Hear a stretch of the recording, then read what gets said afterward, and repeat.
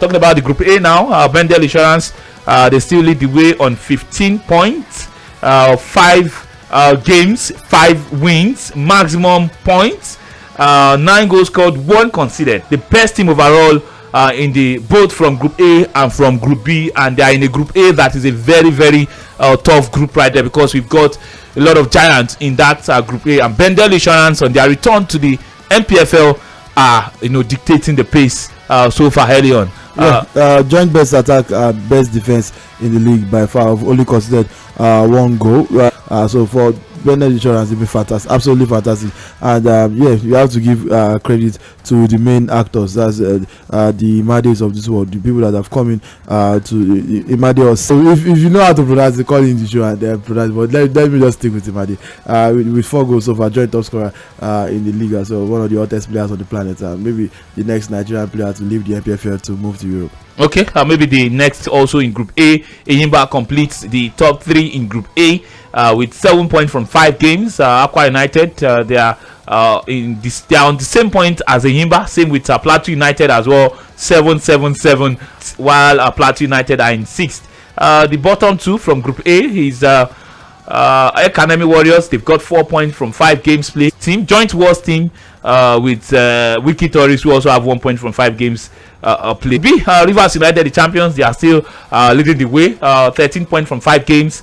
Niger Tornadoes 3rd and 4th as it stands, above Abia Warriors right there. And the bottom 2 in Group B has to be Dakar. Both Group A and Group B will go into a playoff, a Super 6 to determine the winner of the championship. So we have to go after.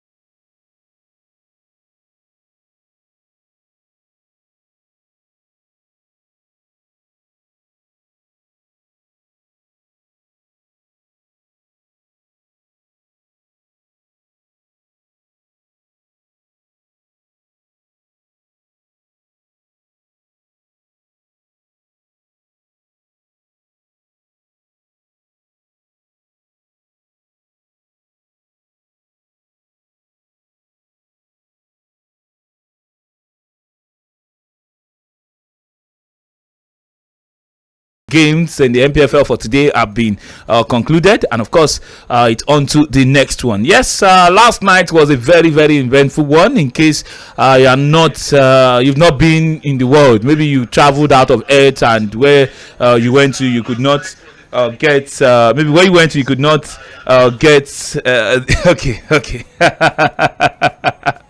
okay, everywhere you went, you could not get access to internet right there. So here's the deadline day. The January transfer window door has been slam shut. Yes, it's been slam shut, and we've moved on from that. But talking about moving on, some deals did not pull through. We mentioned a couple of them in the morning, and there was hope in the morning, but now that hope seems to have been dashed. Tunde Young, what's the update concerning Hakim Ziyech's move to Paris Saint-Germain?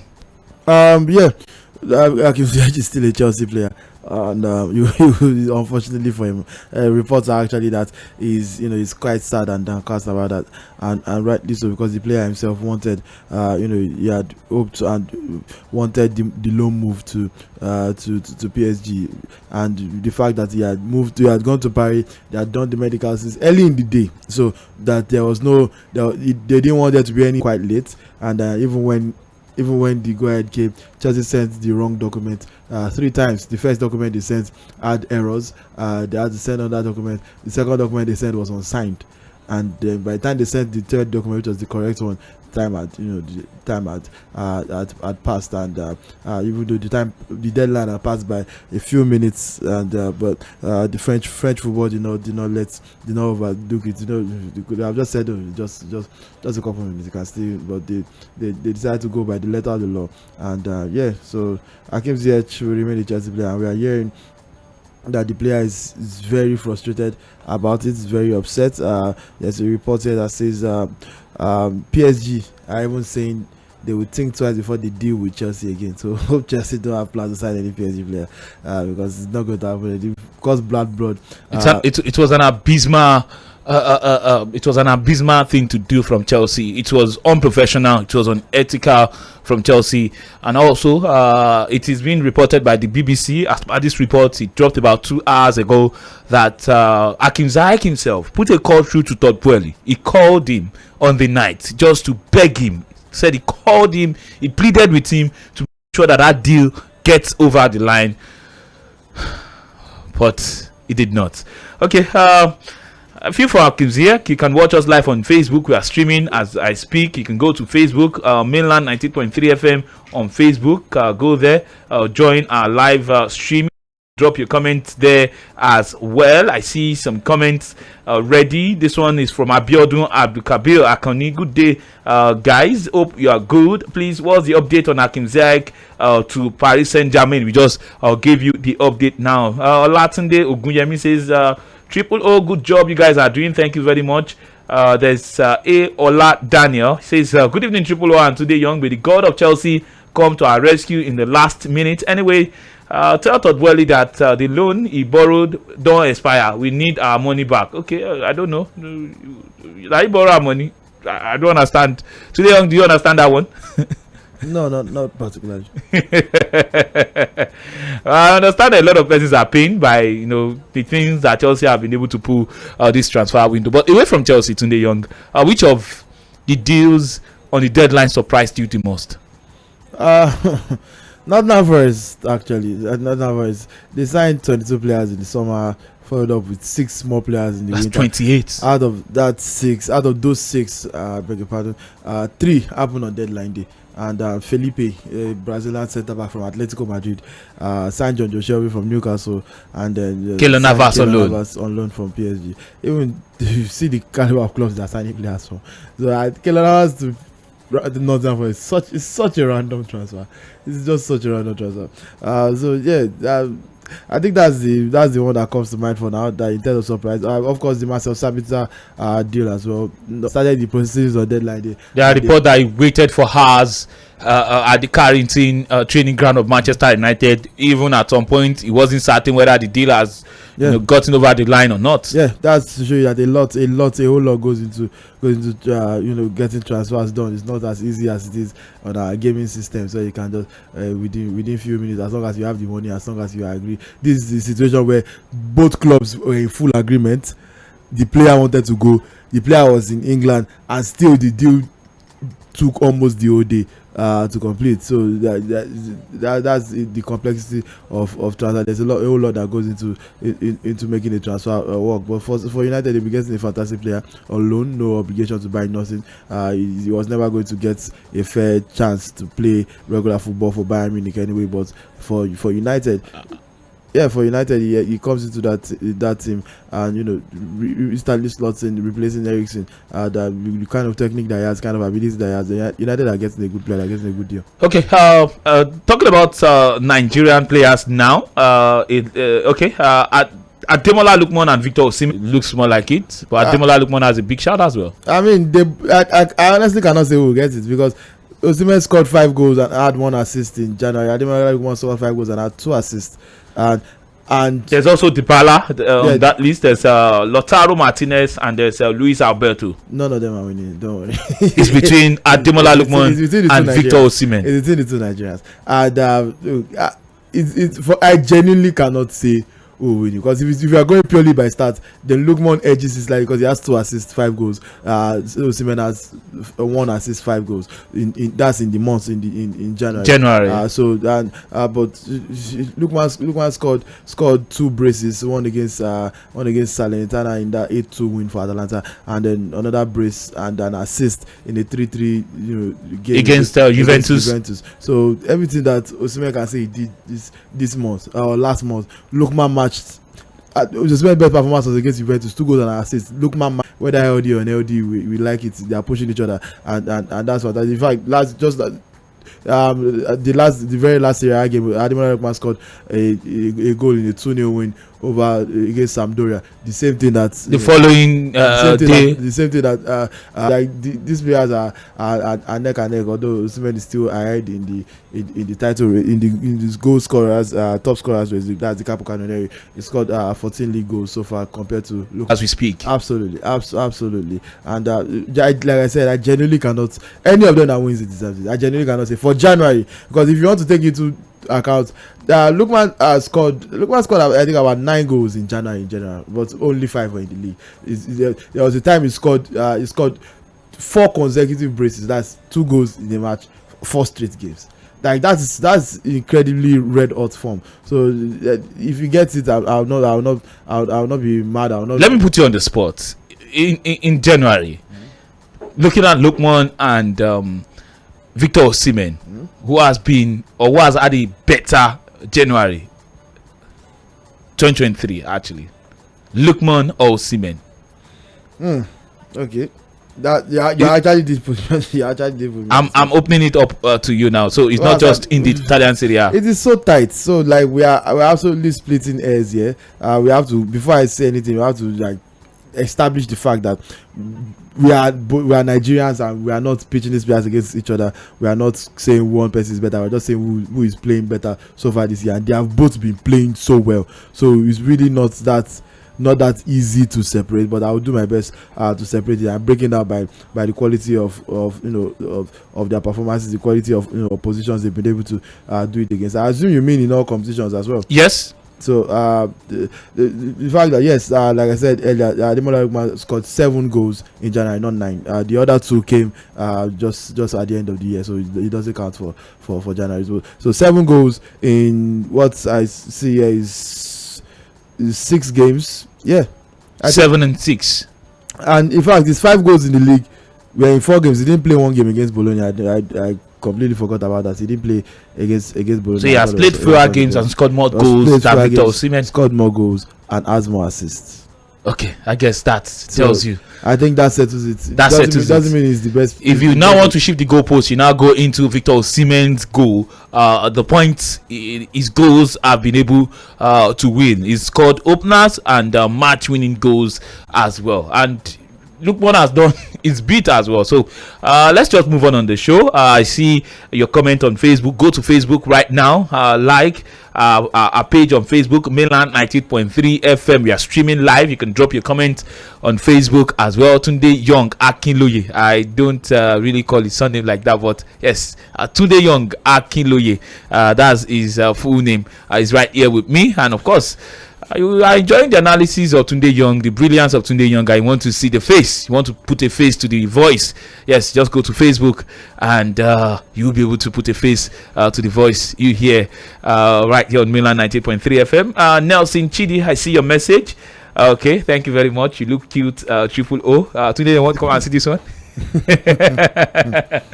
Okay, he says you look cute, triple O. First time watching you guys. Thank you very much. Thank you, Nelson Chidi. Please make it a tradition right here. And Mayowa Gabriel says, any updates on Barcelona transfer news, please? Today, Young, Araujo was the man they were going to get from the MLS, and till now, still no green lights. They're supposed to sign Julian Araujo from LA Galaxy, but we heard that the paperwork wasn't filed on time. The paperwork was just few minutes late, and so far so good. The deal is still entirely dependent on what's it called, the MLS. Sorry, the MLS has to ratify it. It's up to them. The same way the ZH one was up to LFP, that's the French FA or the French league body to decide whether to count it or not, and they decided against it. It's also up to the MLS, and Barcelona are still waiting for response. They are also waiting for FIFA's response as well to know if they can sign Araujo or not, because at the end of the day, if it's by the letter of the law fully, they were seconds late. Actually, they filed just after the paperwork went through just after the transfer deadline. So in that one, Barcelona might not be getting Julian Araujo, especially sad because they've already let Hector Bellerin go. It's not like Bellerin was playing anyway, but at least it serves as cover for that position. So they let him go in the hopes that Araujo was coming. So it's not happening. That's what it looks like. So far. Okay, it's not happening so far. Barca, of course, they will get very busy when it comes to the summer. We've been hearing soundbite about a couple of teams that you didn't really get action from them in the January transfer window. We get busy in the summer. Teams like Liverpool as well, we expect them to get really busy in the summer. Barcelona also, Real Madrid also, we expect them to get busy in the summer. Manchester United could get busy in the summer as well. Not so much if Chelsea doesn't sign any player in the summer, it's cool. But maybe they might be looking to make what's his name now? João Felix still a permanent one. Still a couple things to be done. I have a sneaky feeling that Caicedo only has 6 months as a Brighton player. Okay, before they go back. So that maybe I have a feeling they will go for Caicedo. And like you said, the João Felix deal, they might also be looking to make that permanent as well. Okay, I see your comment on Facebook. This one is from. Okay. The messages are they are pouring in. This one is from Abdulatif Iwaloye. It says, "Today, Young, how are you feeling as a Chelsea fan?" I'm on top of the world. Hey. I feel like playing that song for you. My voice is not great. I sang the whole thing, but yes, please. It feels good right now to be a Chelsea fan. Not in terms of the season, because at the end of the day, Chelsea are still 10th of the league. I'm coming to the season now, because that's the next question I'll be asking. Let me take this comment. This is from Adini Naomi. Says, "Nice seeing you guys for the first time. Nice reading your comment as well on Facebook for the first time." Richie Jaula says, "Emmanuel, please." Has Enzo Fernandez done his medical? Bro, he's a Chelsea player. Yeah, one of those that were not on forward the knee. I'm moving forward right here on Milan 98.3 FM. So yes, he's a Chelsea player as we speak, talking about Enzo Fernandez. So Tunde Young, before I go back to Facebook and also open the phone lines to take reactions, because I really want to take so much reactions on the show today. It's going to be similar to an open mic. You are going to confess. How do you feel about the January transfer window? Have you been pleased with the business your respective club have your respective clubs have done? That's the question. But Tunde Young, before then, let me ask you this one: how does the January transfer window, how does it affect the season? For instance, Chelsea have gotten 8. Don't start from Chelsea, because they are like the major talking point. You don't spend this much in January, and the expectation remains the same before you had the number of players that Chelsea have added to the squad right now. But let's look at Manchester United. Let's look at Newcastle. Did not do so much in the transfer. I mean, so, they did what they needed. They got Anthony Gordon. Okay, they got Anthony Gordon. They did what they needed to do. Arsenal got Jorginho over the line. They got Kiwo as well. Over that, they got that deal over the line as well. Manchester City, they let go Cancelo. They didn't sign anybody in the January transfer window. Newcastle, they got like 1 or 2 deals. They got in. Brighton, not really, not so much. They are enjoying their Mitoma as we speak. But Liverpool, after Cody Gakpo, did they sign anybody else? Just Cody Gakpo, who has not also hit the ground running. And then we have Chelsea, who have brought in 8 players. So, looking at all of the businesses that these teams have done, we also look at the bottom of the table, the relegation battlers. You showed me a story today of Everton, so on serious, looking to get Andre Ayew on loan as they could not get any deal done on the night of the deadline.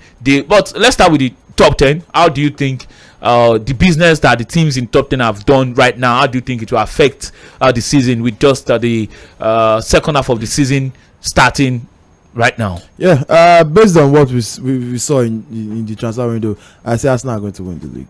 I was convinced. I knew it before the window, but I'm convinced of it now, because not only have Arsenal strengthened in key areas. Look, there's something about winning the transfer window by spending. Yeah, right. It's a thing about public opinion. Like yes, you impress the fans. Yes, you got the flashy names and all that. But how does it impact your squad? And it's simple to that Arsenal did not get their first targets.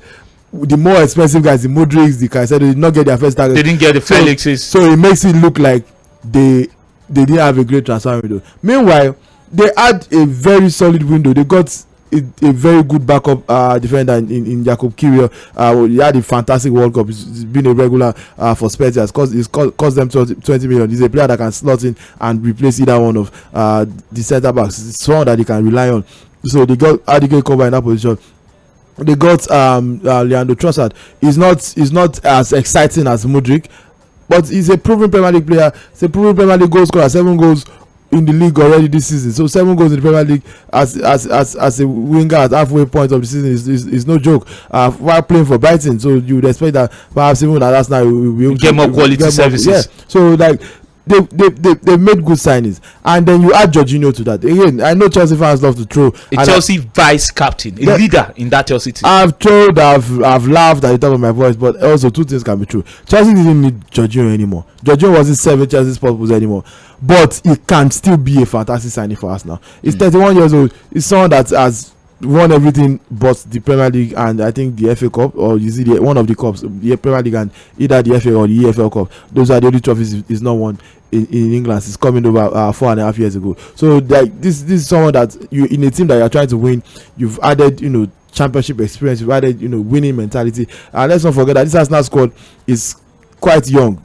They are the driving force of the squad is young. Odegaard is 23. Saka is 20. And let me chip one thing in as well. You look at this Arsenal team, the way they are going in for this championship. Look at the inspiration they get from Zinchenko, a proven Premier League winner, a proven winner. He's won it more than once. Look at Gabriel Jesus as well. Then you now had a certain Jorginho who has just 3 trophies left to complete football. 3 trophies. The Premier League, that's a league title. He has a league title left. He has one of the cup to also complete. Then the FIFA World Cup. So all of that. Aside from those 3, he's won everything. So he's a leader. He's the vice captain, the first vice captain of that Chelsea team.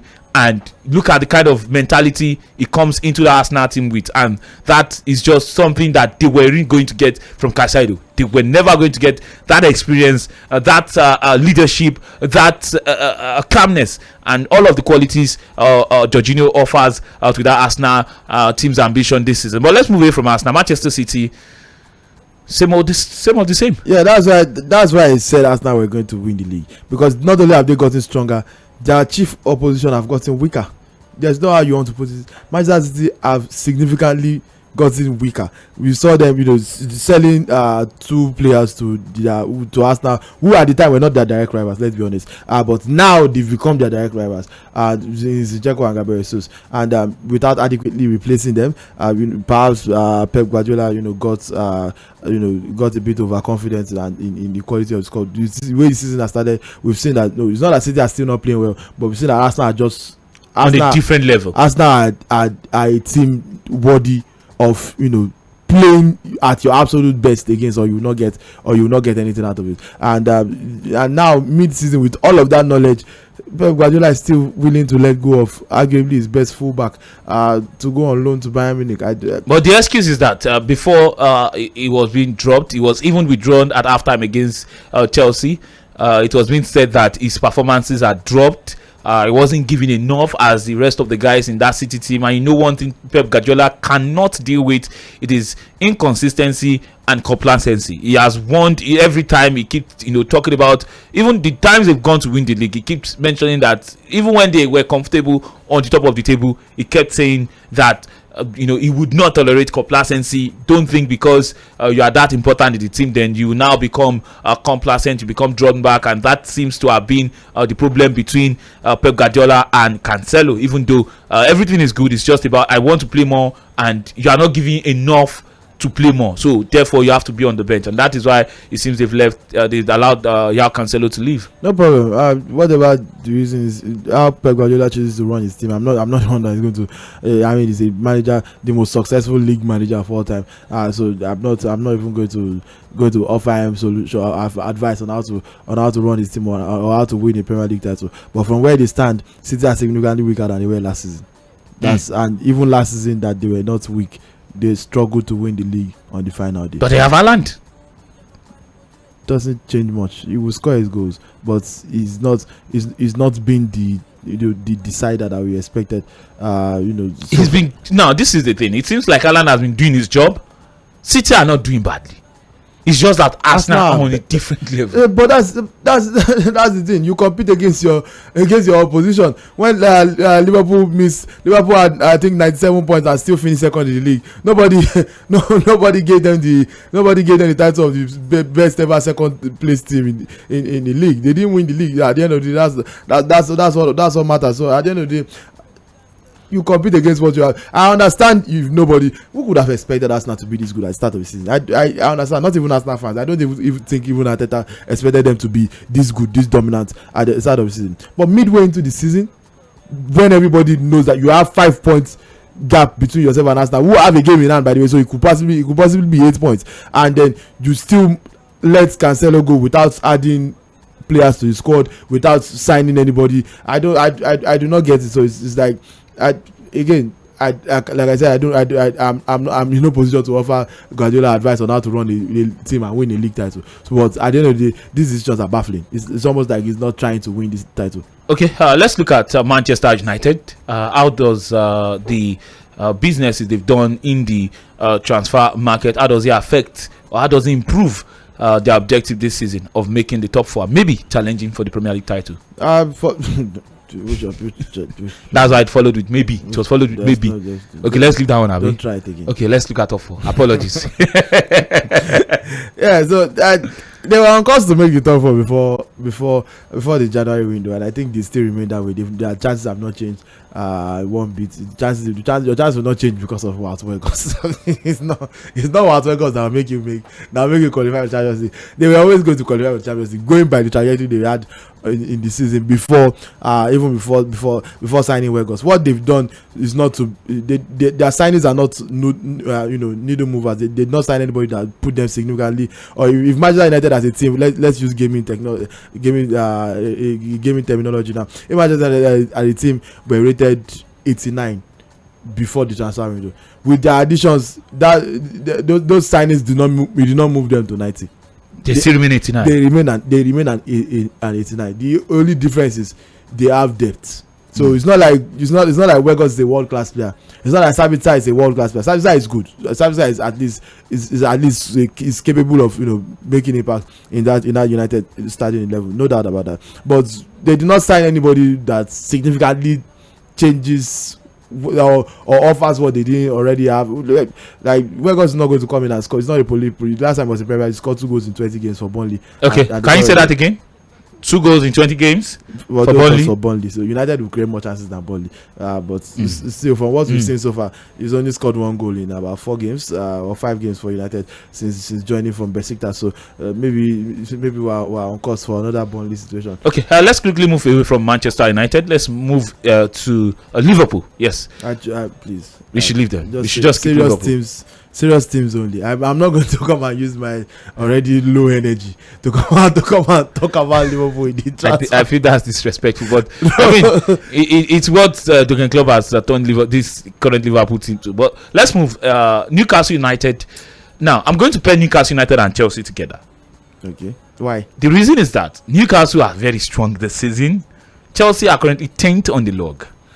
Okay, to be fair, though, because how does the journey to the top 4 begins for Chelsea? Wait, because we plan to take a lot of calls on the show today. So quickly, so that nobody will cuss me out. Let us pair Liverpool and Chelsea together, because I'm sure we have Liverpool fans listening. Both of them have similar chances. They are both terrible this season. They've been terrible so far in the first half of the season. Very underwhelming, no doubt about that. The difference between both, and why I can talk about Chelsea and I'm skeptical about talking about Liverpool, is that one of them is actually trying to change the situation. Chelsea, as it is, have put, when you say you bet it's your last card, win or go home, win or bust, they either win or they are homeless. That's what it is. If you just don't make the Champions League this is that you are looking at significant FFP issues by the next time. So it's not just about not make the Champions League, it's also about the financial angle. So by the next time, in case you don't know, you make more than 5 times playing in the Champions League than in the Europa League. So there's a reason teams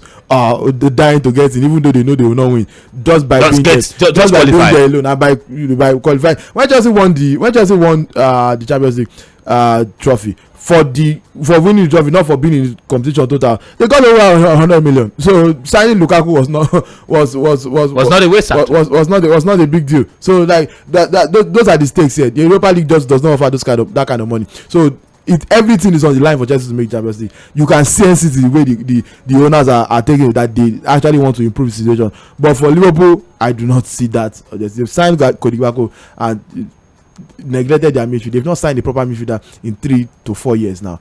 So like, I do not see how they get better. Okay, Newcastle United. Newcastle, lots of people are expecting them to drop. Not from what I saw yesterday. This team is riding high on confidence, and adding Anthony Gordon, he's not exactly a world class player, but you know the kind of talent that he possesses. He can hurt opposition. Covering the right back position with Harrison Ashby coming in to back up Kieran Trippier. So they've not. Eddie has been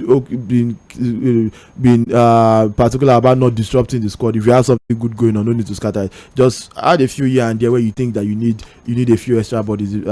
Anthony Gordon coming in means they will not have to play Joshua Murphy. Joshua Murphy is like their default backup winger, and I don't think it's Premier League level. So when they've gotten a proper backup winger, because I don't expect Anthony Gordon make this is not about it. I don't think he will start for this Newcastle side quite yet. Maybe he will have to fight his way into the squad. Maybe he will have to impress after getting the starting bet, but I don't think it's a guaranteed starter. But at least he offers them depth, and that's the pattern. That's I'm grouping Newcastle with Arsenal. I don't think that their fortunes at this point in time will change. I think both of them will finish probably where they are as we speak. Because quickly Tottenham, because I want to open the phone lines. It's been buzzing. Tottenham have not. Tottenham, please. They got Pedro Porro. I don't care. Like I literally do not care.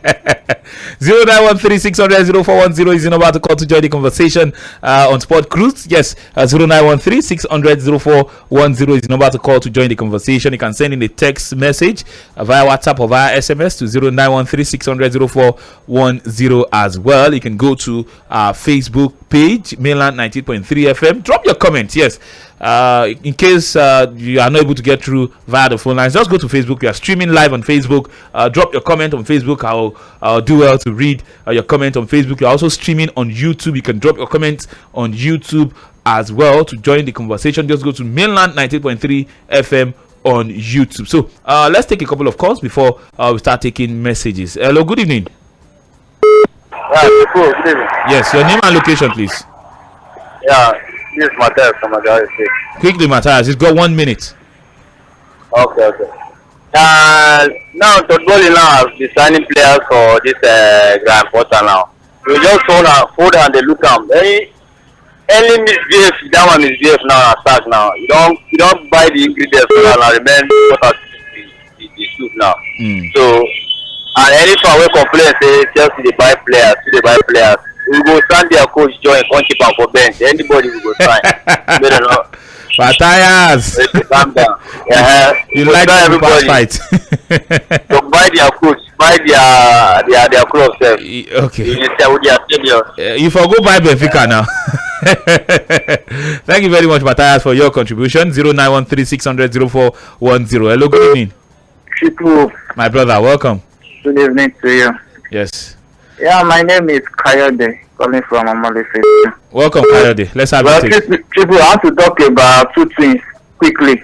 First and foremost, I want to talk about our Nigerian players, especially when it comes to transfer dealings. I think I'm not really impressed with the likes of Onachu. Fine, he's moving to England, but I don't know why Nigerian players, they like flirting with relegation teams. I could remember a certain this keeper, Oyinbo keeper, what is his name? Maduka. Yeah, Maduka. Around that, Ayas was at the time was bidding for him, and he rejected the move to Watford. And now in Watford now he's a bench warmer.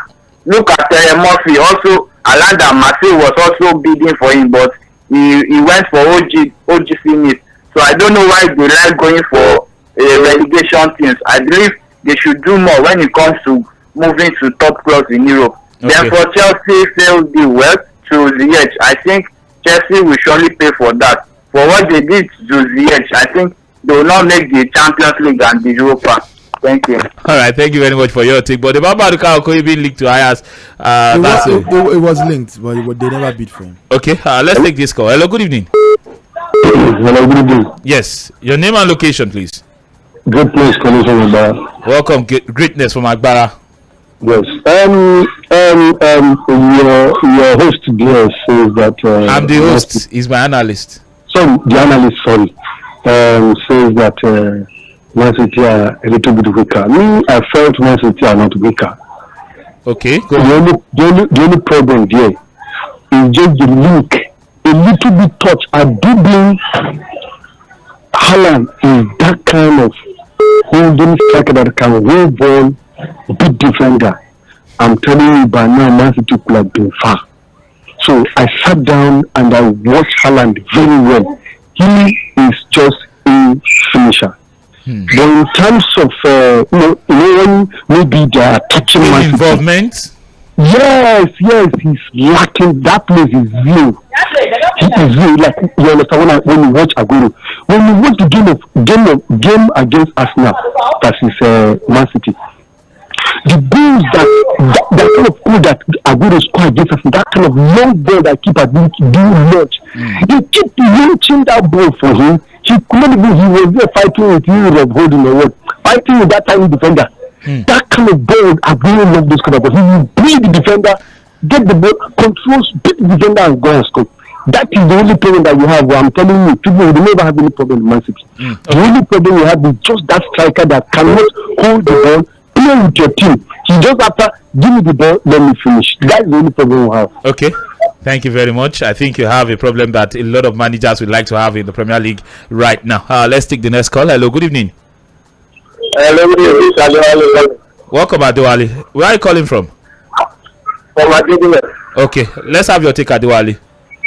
I want to register this year as a nation today for Champions League. Well, we talked about it in the morning. We will talk about it extensively on Saturday on Sport Cruise, on Sport Spectacular, I should say. From by then, the players would have even been registered. So there will be updates. Well, once you register them at this stage of the season, you cannot remove anybody. Okay, thank you. All right, thank you very much. Let's take the next call before I go to messages on Facebook and also on WhatsApp. Hello, good evening. Good evening, people. Yes, welcome. Your name and location, I beg. This is Podolski from UK. Okay, let's have your take. Podolski. I want to ask. Go on, Podolski. How many players does the Chelsea sign this January account? 8. 8. Yes. And is it possible for them to register the date for Champions League? Yes, it is possible, but it will take a lot. Plus and minus. The registration rules that you can only register 3 new players, and since a lot of the players are on 21 or under anyway, so they might not actually need to be registered to play. So like there's a lot of red tape that goes into it, which will be explained on Saturday. What I'm asking is that because most of the Chelsea players on the Champions League, most of them are French players. Well, like the new one, the deal is out now. Mm-hmm. Somebody else take his place. Yes, and they have to replace him, the new players. Well, don't worry.